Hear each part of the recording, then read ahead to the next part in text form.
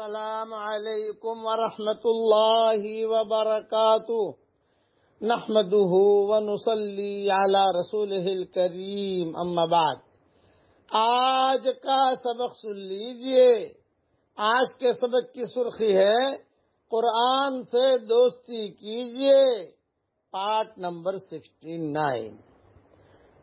بعض علماء سے یہ بھی منقول ہے کہ جو کچھ پہلی کتابوں میں تھا وہ سب کلام پاک میں آ گیا، اور جو کلام پاک میں ہے وہ سب کچھ سورہ فاتحہ میں آ گیا، اور جو کچھ سورہ فاتحہ میں ہے وہ سب بسم اللہ میں آ گیا، اور جو بسم اللہ میں ہے وہ اس کی با میں آ گیا۔ اس کی شرح بتلاتے ہیں کہ با کے معنی اس جگہ ملانے کے ہیں، اور مقصود سب چیز سے بندہ کا اللہ جل شانہ کے ساتھ ملا دینا ہے۔ بعض نے اس کے آگے کچھ اضافہ بھی کیا ہے اور کچھ تشریح بھی کی ہے، جو بالکل یعنی سننی چاہیے کہ با میں جو کچھ ہے وہ اس کے نقطے میں آ گیا، یعنی وحدانیت۔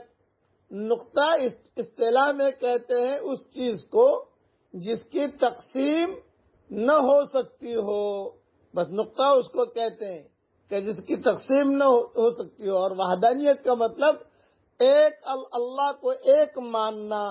یہ اس کی سب چیزیں علماء نے اپنی اپنی کتابوں میں لکھی ہے، اور حضرت شیخ الحدیث صاحب رحمۃ اللہ علیہ نے بھی فضائل قرآن مجید میں صفحہ نمبر 545 پر اسے لکھا ہے۔ اس لیے یہ بہت زیادہ، اور بعض علماء سے یہ بھی منقول ہے کہ ایاک نعبد و ایاک نستعین میں تمام مقاصد دینی اور دنیاوی آ گئے۔ اس لیے قرآن سے دوستی کیجئے، یہ بہت اہم مضمون ہے اور اس کا بہت اہتمام کیجئے۔ اب پڑھیے میرے ساتھ، الحمدللہ رب العالمین، الحمدللہ رب العالمین۔ تمام تعریفیں اللہ ہی کے لیے ہیں جو سارے جہانوں کا پالنہار ہے۔